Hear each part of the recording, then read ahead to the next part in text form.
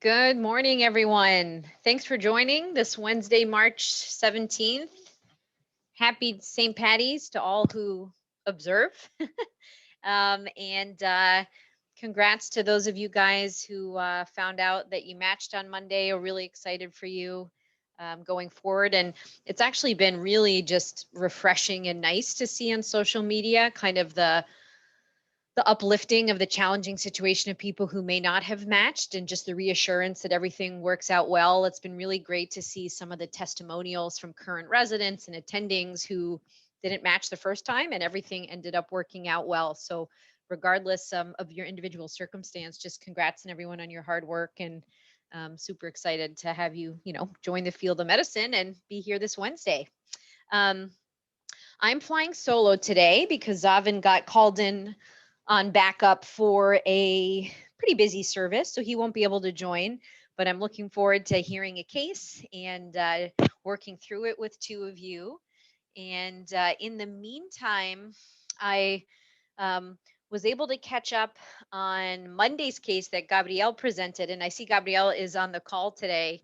Um, and just wanted to share some reflections about it. It really sounded like a awesome case, and I saw some buzz about it on Twitter afterwards. Um, the summary was Gabrielle told us about the story of a 20-year-old man who had asthma, who really came in with 2 weeks of migratory polyarticular joint pain, including the jaw joints being uncomfortable, which was a very salient part of it that stuck out to me. And in addition, had recently, like right before coming in with these joint pains, had a flare of his asthma and had some upper respiratory symptoms as well. Um, the group kind of stopped early in the discussion to just talk about the way this young man described his difficulty as inability to walk, and really thought through sort of the many things that could mean. In this particular case, worked through the whole neuraxis. And for this scenario, it was actually because of pain and discomfort extremely distally in the actual joints themselves that were hurting with whatever was going on with this gentleman.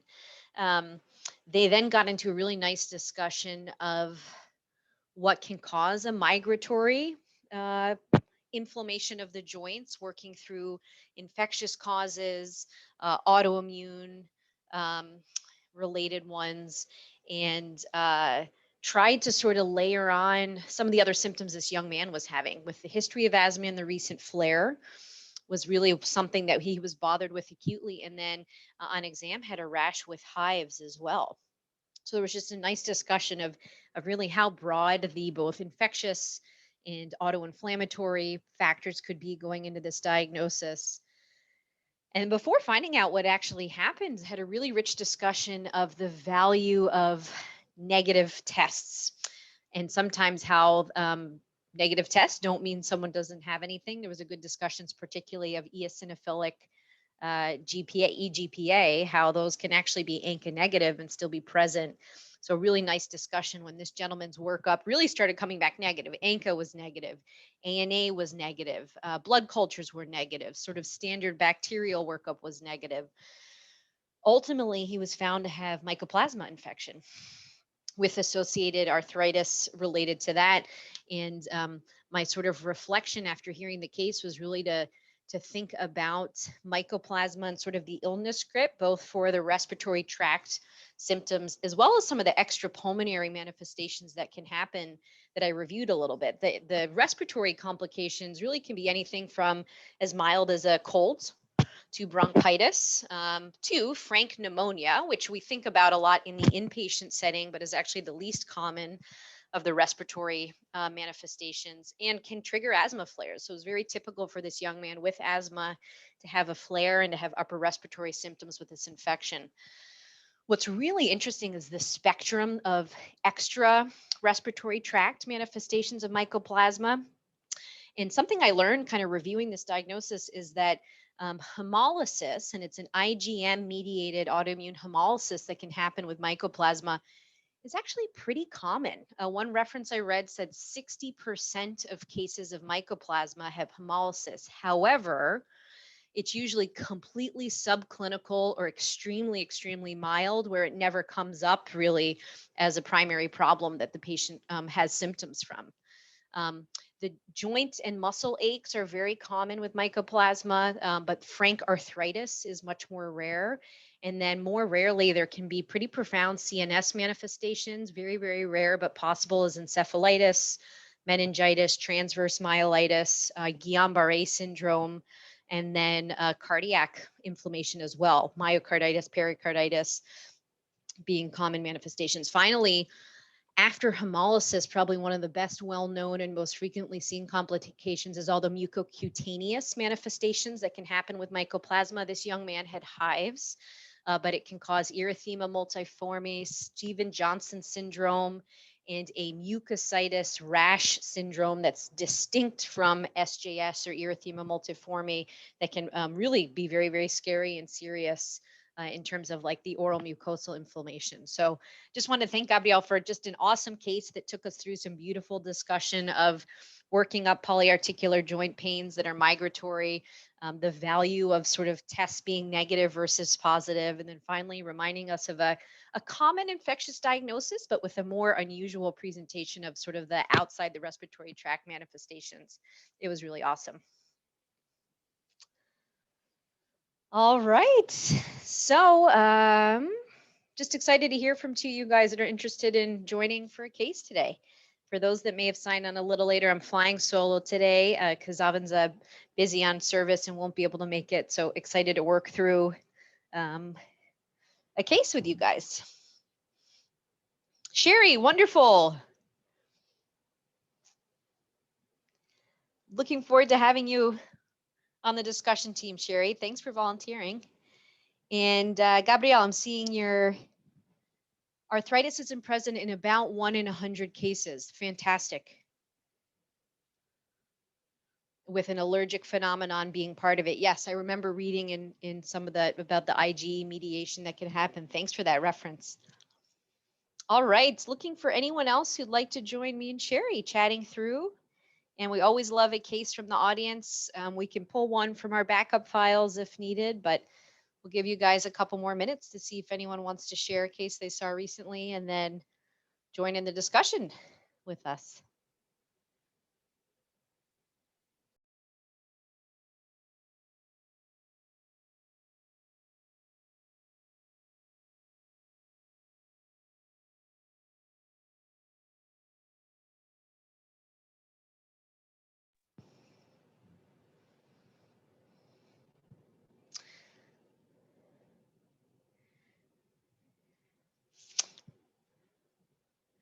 We can wait another couple minutes. Maybe we'll get a backup case ready just in case, Priyanka, if you think that would be helpful.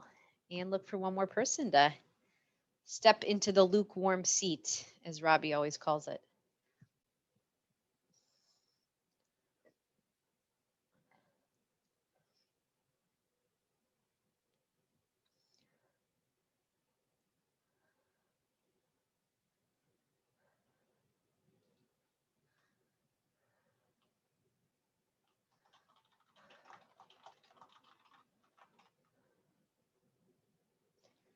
Yay, Sonia. Sonia, I saw your name on there. I was like, oh, Sonia, she's always interested. It would be great if she volunteered.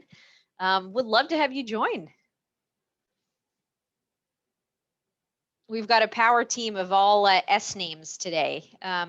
So maybe what we can do is wait another minute for a case.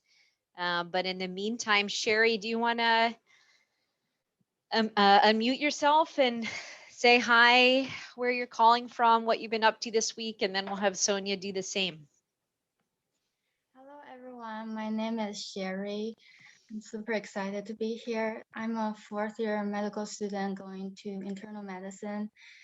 And I just want to say I remember the first time I joined VMR. That was a Wednesday with 7 staff. And I think that was the day when we submitted our application for residency. So I just want to say I'm very grateful for all the learning and inspiration over the past 5 months. Thank you for this opportunity. Wow, thank you, Sherry. What a nice reflection. I'm honored we would even be sort of a small sliver of what I'm sure has been a exciting year, a tough year, right? Doing this whole process virtually, but early congrats on your next steps in your career. Sonia, I love your background. Where is that? It's from when we used to be able to do things like travel. I figured. My family and I, every once in a while, would take a vacation to Europe. And so this was taken in London when we brought back so many kilograms of tea that we actually got stopped by customs because they thought it was not tea. Wow. It was, I promise. It was I'm very trying good. to imagine how many kilograms of tea that would have to be to sort of hit, TSA and customs threshold. You guys must be huge tea drinkers. Oh, yeah, it was about 5 kilos and it was like, a brick about this big. And it triggered some alarm bells. Wow. I hope they had good Earl Grey sniffing dogs or, dogs with good noses to help identify all the types you brought. Yep, between that and x-rays, they managed to figure it out okay. And then you're finishing up your first year of fellowship in the next few months? Yep. Will you remind everyone your field and where you are? Sure. So I'm a first year room fellow at GW here in the nation's capital. It is a brisk 40 some degrees outside today, but I'll take it over 15 or 20 and go for a walk later. Yes, it's all relative, right? 40 feels balmy compared to, I'm sure, what you've had earlier this year. So awesome. Thanks for being here, Sonia. Happy to be here. Priyanka, should we just go ahead and use one of our backup cases today? Yeah, we can do that. I think that a good number have been used, but I feel like it's been a while, so we'll come up with something. So Krithi and I are working through finding a good case for us. Okay, cool. We'll shoot the breeze in the meantime.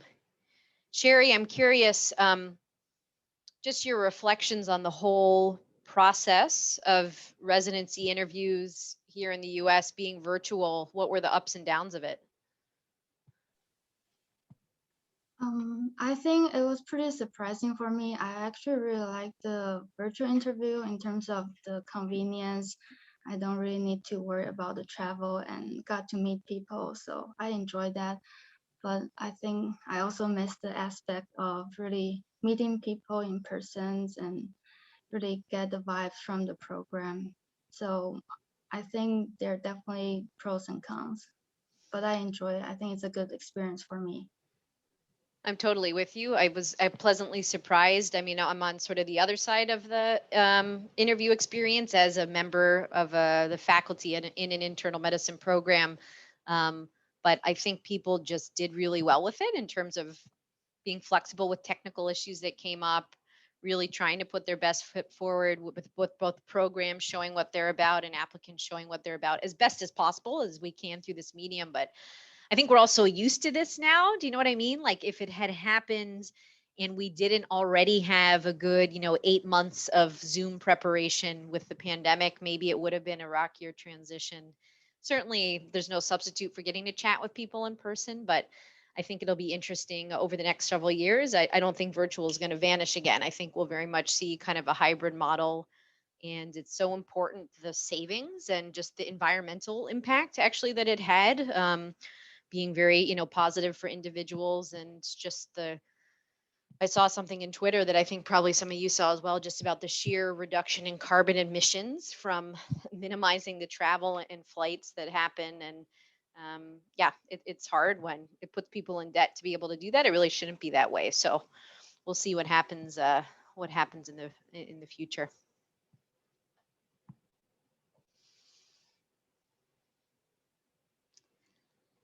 Okay, I have a human DX case pulled up that I can present it if that's okay. Sure, sounds Cool. great. It's on the app, so I don't know if it would be hard to share it with someone, but seems like a cool case. Can we get the screen up?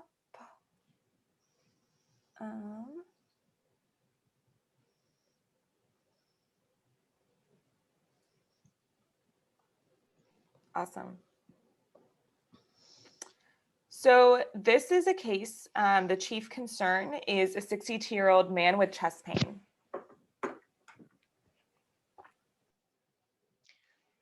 Let's just start right there. Sherry, chest pain, guy in his 60s. Take us through your thought process. Okay, so when I first see chest pain, I really want to rule out those life-threatening conditions. And I think the CP solver has a very good schema. So for cardiac conditions, 2 pulmonary and 2 GI. So for the cardiac condition, we do want to rule out ACS or tamponade, aortic dissection, and Takotsubo, I think. And for the pulmonary, PE is pretty common that we do want to rule out, and pneumothorax, especially tension pneumothorax. And then for the GI, you should worry about any kinds of perforation, esophageal perforation or impaction. So the first thing we want to do, especially with an older man or older patients, we do want to get an EKG and chest x-ray and see how worried we are and decide whether we want to get a CT to rule out those life-threatening conditions.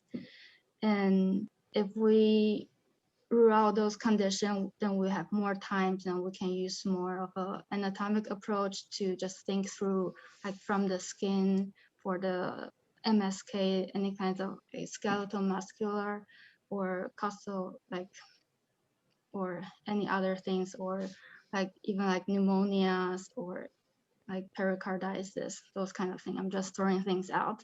Yeah, that's my initial thought.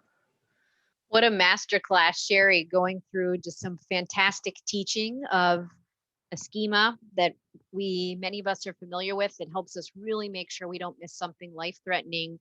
But then I like how you sort of say, okay, once we can take a deep breath and know that's not going on, using that sort of anatomic layered approach of the body is just such a really nice systematic way to be extremely thorough. We'll obviously get more of the story soon, Sherry, but I'm curious if this turns out to be like a couple months of chest pain instead of a few hours or a day, what kind of types of diagnoses sort of come more to the top of your mind if there's a longer story behind it? Yeah, so if it's a more chronic chest pain, I will have to identify the nature of the chest pain. Is it like pleuritic? That will points to maybe musculoskeletal or something in touching the pleural space, and see whether it's exertional or not. It might be a like more chronic angina that's been going on, or any kinds of inflammatory things that's happening in the chest. It can also be something like a mass or malignancy that's slowly growing in your like thoracic cavity that's invading and causing chest pain. So I probably need to ask more information, but yeah, that's my thought.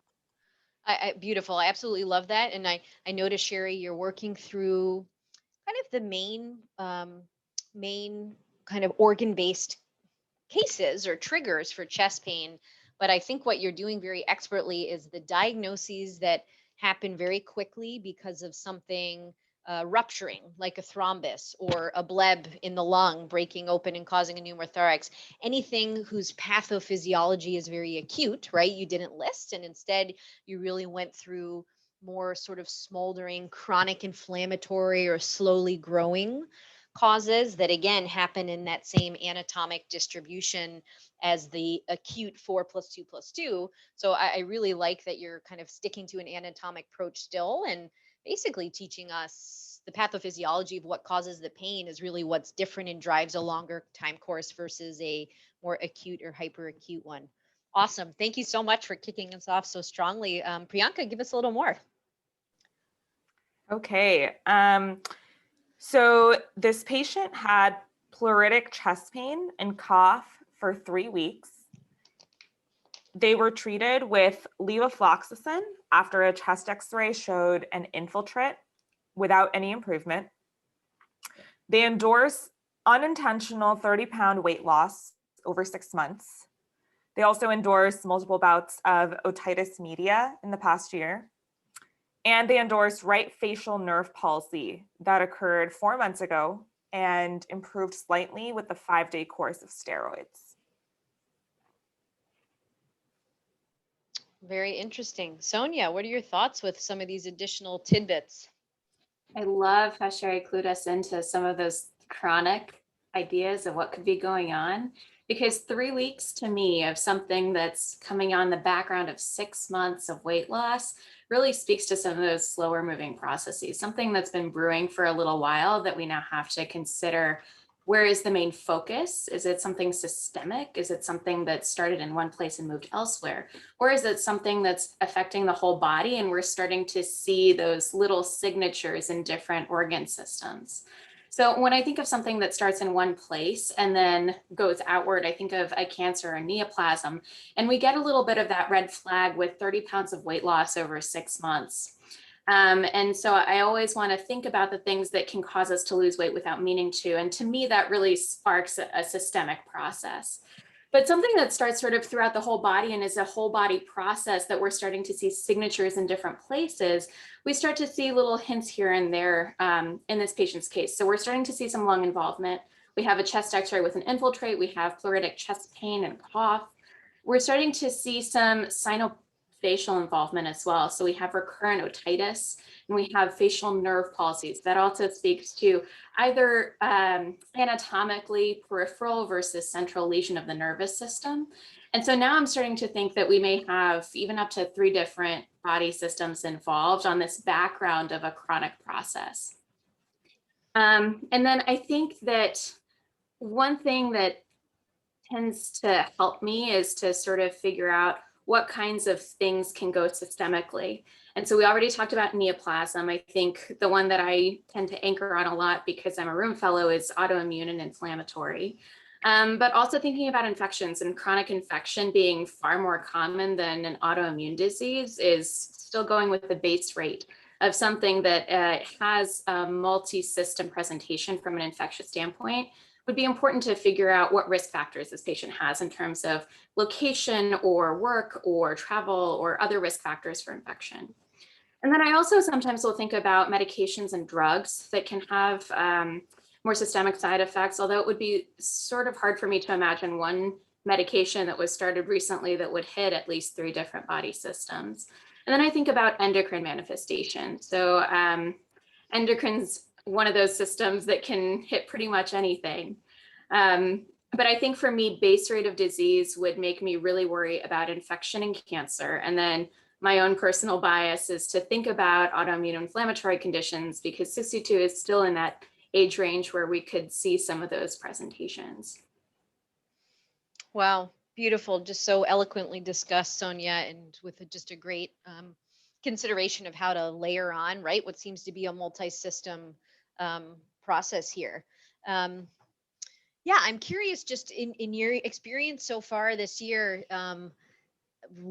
just with specifically we'll call it a facial palsy. I guess we don't know yet what of the face isn't working well, if we're really just having signs of a peripheral cranial nerve lesion with both the upper and the lower face involved, versus an upper motor neuron lesion where we would actually get the forehead spared in its movements but have difficulty. But I'm curious, when a room is called often when there's a real diagnostic challenge, have you specifically for facial nerve palsy kind of seen any frequent common considerations or diagnoses come up over this last year and your prior years of training? I think that the question that this comes in the form of often is either working up a mononeuritis or a polyneuritis, or working up a central issue with some imaging abnormalities. So sometimes we'll get called to evaluate leptomeningeal enhancement or a demyelinating lesion or something that looks like it might be demyelination. And so the things that I've seen, just sort of specific diagnoses come up are vasculitides or connective tissue diseases. So things like lupus, rheumatoid arthritis, Sjogren's can cause direct involvement of the nervous system. And then thinking about vasculitides that can involve various areas, including vasculature that feeds nerves. So things like variable vessel vasculitis, which can be relative to their own connective tissue disease. So a lupus-induced vasculitis or something like that. versus a primary vasculitis, which happens in multiple different sizes of blood vessels. So something like Behçet's or Kogan's, something like Sjogren's, which can actually be associated with the vasculitis as well as involving the nervous system in its own right. And then sarcoid can do anything the heck it wants. So that's another one that we've at least somewhat commonly seen when we get a question of what's going on with the face. Yeah, beautiful. Thank you so much. And I think you bring up a point as we move forward in the case and learn more about the exam, knowing if this is the only neurologic problem or if there are others as well will really help us frame what you said, if this is a mononeuritis or if there's sort of multiple nerves involved. Because this is the thing with facial nerve palsy, right? Everyone notices it, right? It's not subtle. If you suddenly wake up one morning and notice that you can't smile well, it's not going to be something that sneaks up on you. So I think you bring up a good point that we may have to be very thorough in our history and exam to find more subtle neurologic changes as well. I really don't have too much to add other than in real life, the way I would start working on this case is to be very clear about what the problem list is now and make a bit of an early decision of what to lump versus split up into separate problems.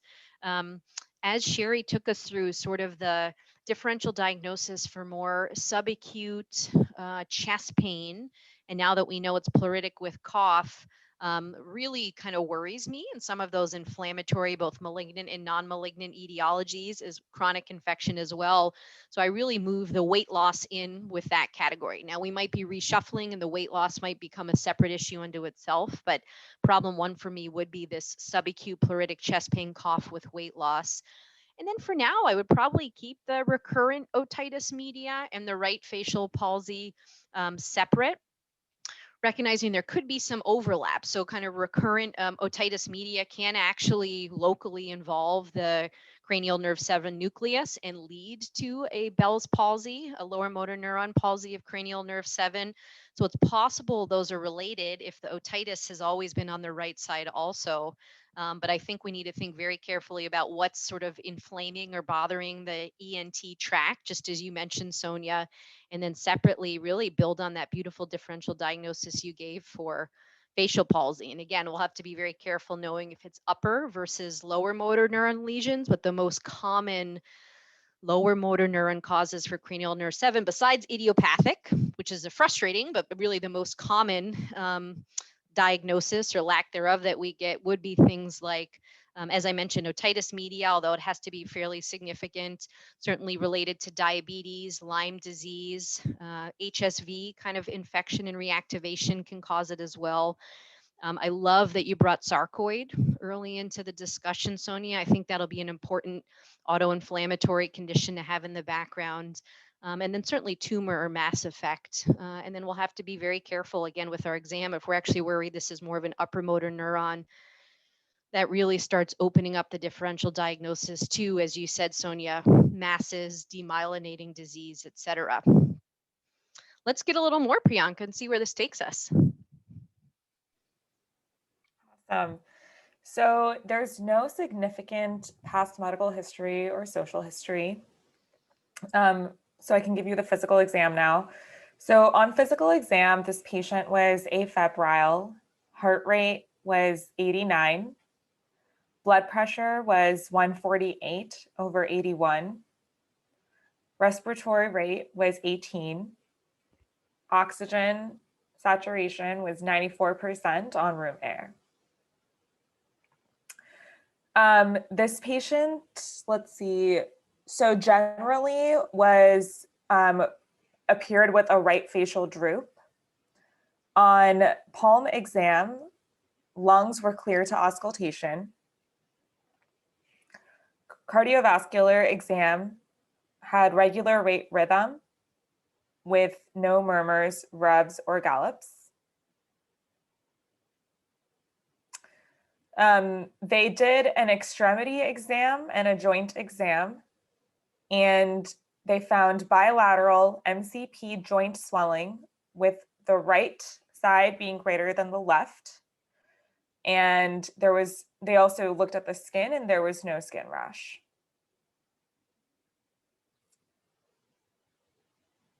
Everything else was within normal limits for the exam. And is the assumption on the case there, Priyanka, the facial droop is the both forehead included or forehead sparing? It may not say exactly on the app. It does not say, yeah, so I'm not sure I can comment on that. No problem. All right, Sherry, we got some additional involvement of another part of the body on exam, but curious just your general thoughts on everything from the vitals through all the data. Yes, thank you, Priyanka. So for the vitals, what I'm seeing is a pretty reassuring, relatively normal vitals.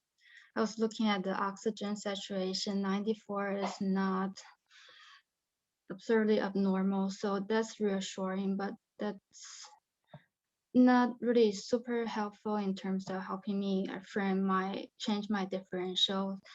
And we see a right facial droop, and we talk about the upper versus lower or peripheral versus central nerve lesion. And at this point, it's probably not really helpful with this exam.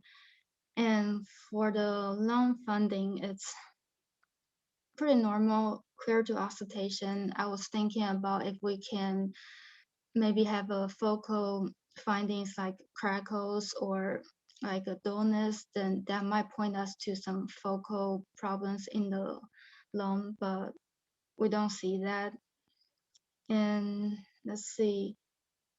And for the neurological system, there's no focal findings. So that would suggest that maybe whatever the neurological symptom that's affecting the cranial nerve 7 is probably just focal, probably not a systemic or like a diffuse neurological problems.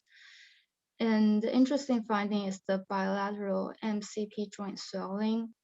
So if I don't know if this is painful or not, but when I see MCP joint swelling, usually I associate it with some inflammatory arthritis, such as rheumatoid arthritis, or maybe lupus can also cause that. So more likely inflammatory, as opposed to if I'm looking at a DIP or even, I guess, mostly DIP, then usually it's associated with osteoarthritis or some seronegative arthritis or like gout. So the MCP finding makes me think about more likely inflammatory, auto-inflammatory arthritis.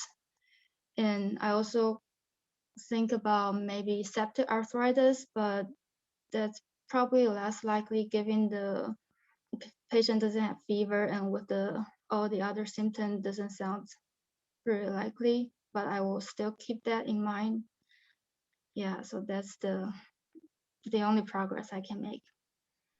That was a lot of progress, Sherry. That was awesome, and I like the kind of consideration of the fact that the lung exam was normal, but you're still worried that something is going on, right? We already know there was something abnormal on imaging, and so our post-test probability of a pulmonary process, even with a normal lung exam, is still quite high, right? Because we know there's exam negative and even chest X-ray image problems that are very, very severe and often seen only on cross-sectional imaging, which might be part of this man's workup. But actually, Sonia, I just want to tag you in for kind of more teaching or comments. I saw some like vigorous nodding with Sherry's discussion of the joint swelling. Can you give us some other pearls on that particular physical exam finding, which is a new twist in the case?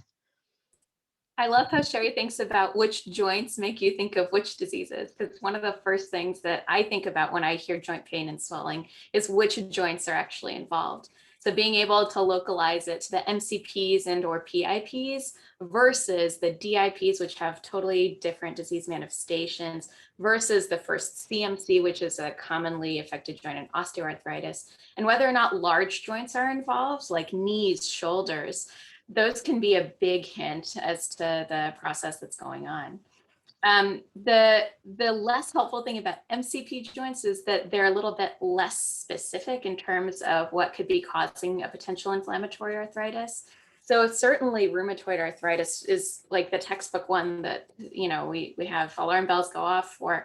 But the second and third MCPs in particular are relatively nonspecific in that they can be affected by pseudogout. They can be affected by endocrine disorders like hemochromatosis. They can be affected by infection, or they can be affected by trauma. They're actually not super commonly traumatized, but can be. And so we can see secondary OA there for weird reasons. But I think that Sherry's approach was spot on in terms of isolating, okay, so we've got MCP joints, they're swollen. We can assume they're probably either tender or inflamed somehow because swelling should signal to us inflammation. And then it does definitely add to our list of body systems that are affected.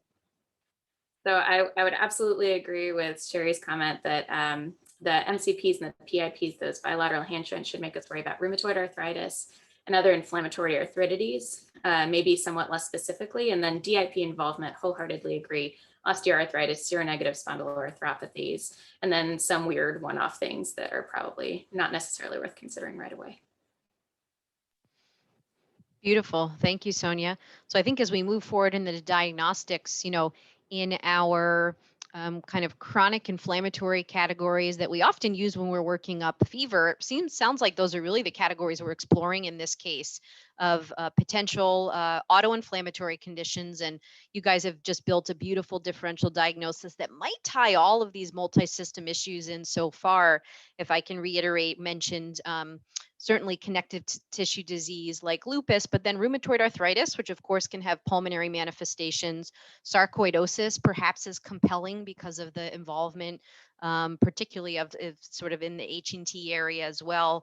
And then we've talked a little bit about some of sort of the more chronic infections that could both have a pulmonary as well as peripheral signature in joints, sort of chronic endemic infections of tuberculosis could be a possibility depending where this gentleman lives, certainly endemic fungal disease. And then how malignancy could tie all of this together. I think we're located in so many points in the body, we might have to invoke malignant disease that has lesions in multiple places, perhaps a paraneoplastic layer to it as well. But I think we're really in these categories that are pretty serious for this older gentleman. So let's get some more info, Priyanka. Okay, so just for organizational purposes, I will divide like what's left into two more aliquots, and then there will be the final diagnosis with a piece of data associated with that. Cool. Okay, so for the initial labs, for the CBC, the white blood cell count was 10.6, hemoglobin was 11.8, platelets were 262. The CMP was within normal limits. His iron was 24. Ferritin was 865. They did a urinalysis that showed 6 to 8 RBCs. Otherwise, it was within normal limits. And they also did a CT of the chest, and that showed multiple bilateral pulmonary lung nodules, some with cavitation.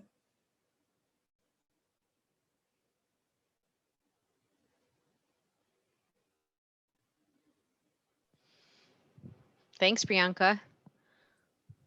The plot thickens. Sonia, you want to take a stab at some of this lab data and imaging we have right now? Okay, so the first thing that kind of jumped out to me in the labs was this mild anemia.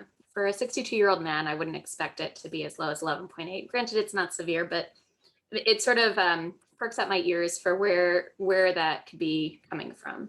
And initially I was like, oh, okay, not specific. We don't know, we don't have a signature of inflammation per se from the white count or the platelets. But then we get to the ferritin and it's elevated at 865. And that makes me a little bit more concerned that there's a systemic inflammatory process going on.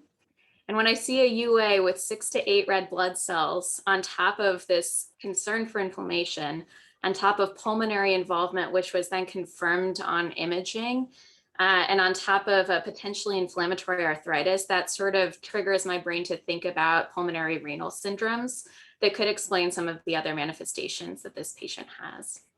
And so with the pulmonary nodules, some with cavitation, I wonder if perhaps that was or wasn't seen before. I imagine if there was cavitation on a prior nodule, levofloxacin might not have been the treatment of choice for this patient's initial lung presentation. But this changing pulmonary picture with possibly new infiltrates or different infiltrates or a different characteristic to what the imaging abnormality was is very consistent with some of these pulmonary renal syndromes. The most common ones that we would think about would be the ANCA-associated vasculitides. So most commonly GPA and eGPA. And then MPA can do this microscopic polyangiitis, certainly could, although it seems a little bit lower on my differential just because of the degree of pulmonary renal involvement and lack of GI involvement, although certainly possible, certainly still up there. The other thing that I think about is what other than autoimmune inflammation can cause cavitary lung lesions and renal involvement and joint pain. And so I still think that there's a reasonable concern for infection and some of the more, I would say, recalcitrant infections that can either go on for a long time, the fungal infections, mycobacterial infections, things that can be either easily missed or easily go on beyond initial treatment. And so I think that that remains on my differential, although my room brain is certainly concerned about the red cells and wants to spin the urine. I think I'll leave it. I love the phrase room brain. I'm going to take that and use that because I think so many cases require room brain. I really like that, Sonia. If I could ask your room brain, one question is, with some of the additional info, the diagnosis of rheumatoid arthritis, which Sherry helped us generate before, how kind of likely versus unlikely is that falling for you now compared to some of the vasculitides you mentioned in the autoinflammatory category? I think it's kind of hard to say because some of the rheumatoid arthritis specific lab testing would be really helpful in differentiating that. Often what we'll see is if somebody has true rheumatoid arthritis, the joint systems often, not always, but often will either precede or occur concurrently with the other manifestations. And it seems at the very least that the joints are not a predominant problem here. In other words, this patient didn't complain of joint pain, didn't complain of joint stiffness, didn't complain of difficulty doing their activities of daily living or limitations in their functionality because of joint pain. And so that to me sort of argues a little bit against rheumatoid arthritis just because of that. It's not to say it's impossible, it just makes it a little bit less likely in my mind. The other thing that, certainly rheumatoid arthritis has extra-articular manifestations. And in the people who have extra-articular manifestations, they're far more likely to have a positive CCP or rheumatoid factor. And so that would really help to guide my thinking as to how likely I think this is related to a potential rheumatoid arthritis versus unrelated, and we need to think about a different class of diagnoses. I think that the signature on lungs plus kidneys plus minus neuro and or MSK, again, not to say that rheumatoid arthritis doesn't do this, but to me sort of screams like it's almost a vascular distribution and how broad it is. And so you can certainly have something like a rheumatoid vasculitis that would be contributing, but it makes me wonder if the vascular bed isn't more affected here than perhaps just the joints or just the lungs or any of the soul systems that we've seen. Yeah, I don't know if that actually answers your question. It does beautifully, just so eloquently again. I bring it up just because the nodules that can occur in the lung and rheumatoid, I know can cavitate. But just as you said, there's this signature imprint all over in other parts of the body that just are really tough to fit into that illness script. So your reasoning makes perfect sense of why that's shifting down as sort of more multisystemic vasculitides, infections, et cetera, rising up. Priyanka, why don't we get the next bit of data and we'll get Sherry's thoughts on it and see where we end up. Awesome discussion. Okay, so they did some additional labs. The rheumatoid factor was negative. Anti-CCP was negative.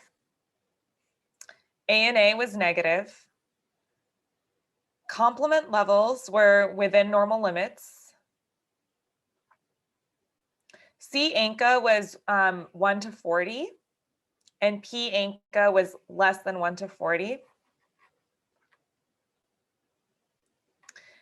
They also did CT of the sinuses, and that revealed severe opacification of the mastoid air cells on the right, moderate opacification on the left, and partial opacification of the middle ear cavities.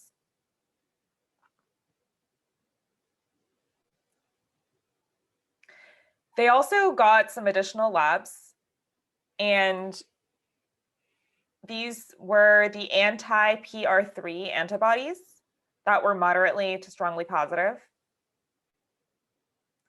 and an anti-MPO antibody, which was negative.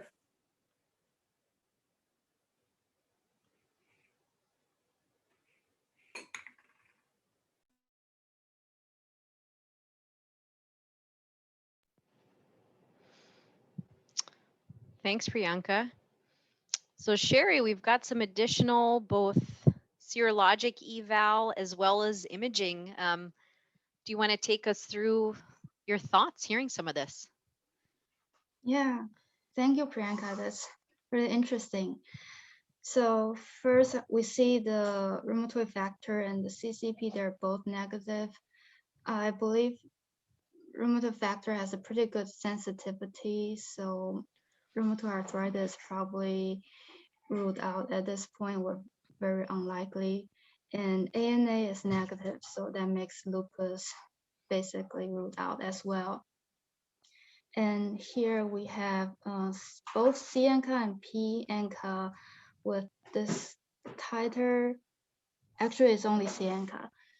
I don't know how high this titer is, but it makes those ANCA vasculitis, I think it's GPA more likely.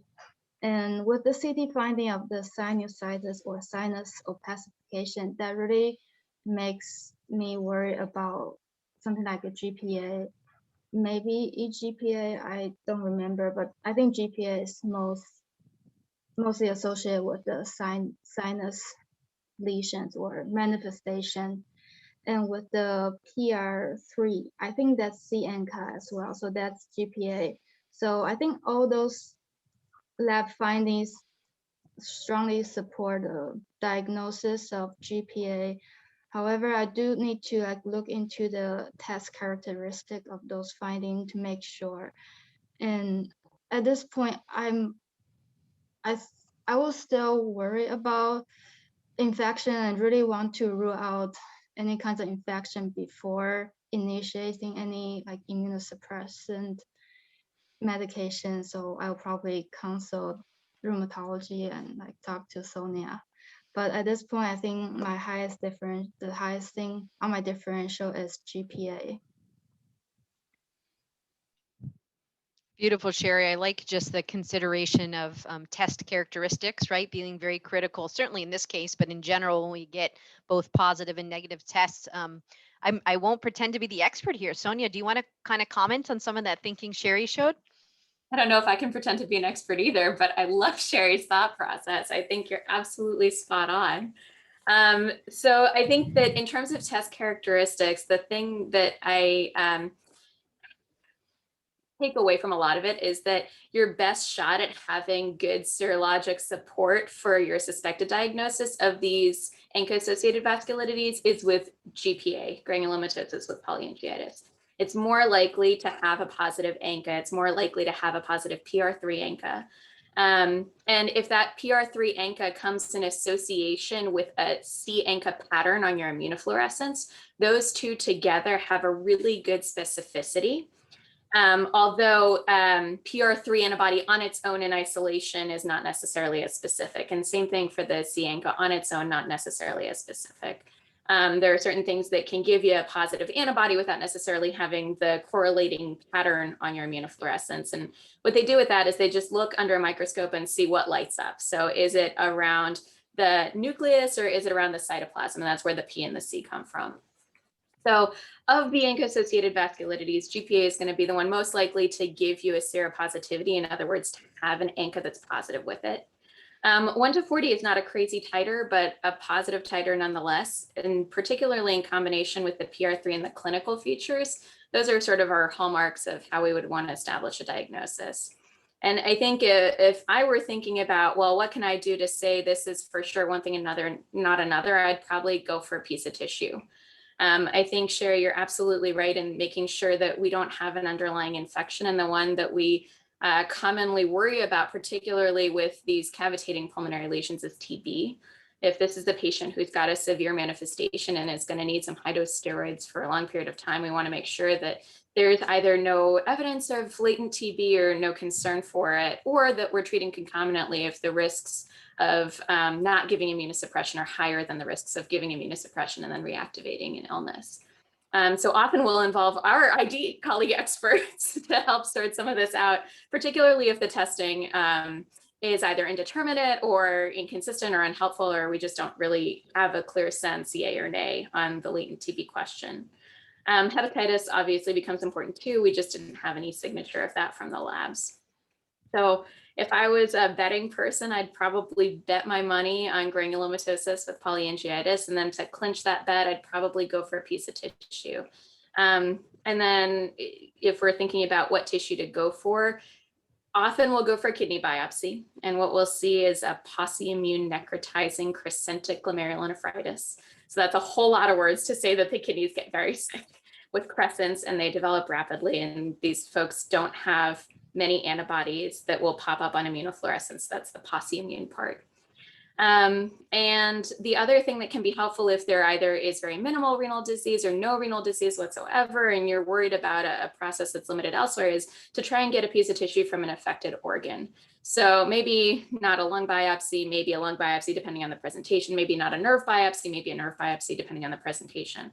I think in this case, we have enough to say that kidney might give us a good sense for what's going on. It might confirm our hunch.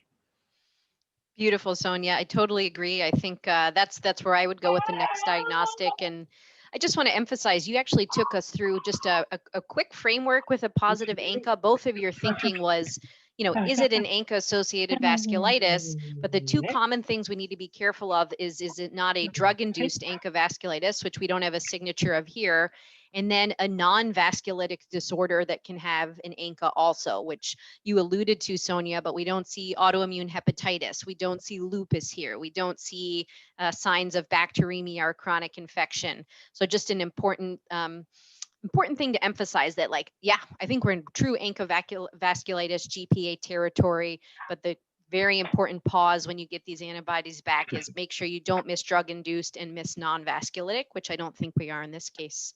Priyanka, we'll turn it over to you for the conclusion. Beautiful discussion. Amazing discussion. This is great. So they did do a long nodule biopsy, and it showed polymorphous inflammatory infiltrate composed of neutrophils, eosinophils, lymphocytes, histiocytes, plasma cells, and scattered multinucleated giant cells. And it also confirmed inflammation of small to medium-sized vessels. So the final diagnosis was GPA. Wonderful discussion, Sherry and Sonia. You guys were all over it, even from the beginning, right? With just finding a few symptoms popping up in multiple organ systems. Thanks for chatting through so expertly. Priyanka, do you want to pull out a few teaching points from what you wrote down? Yeah. So there are some teaching points with this case that I think are pretty relevant. So I'll just mention those briefly.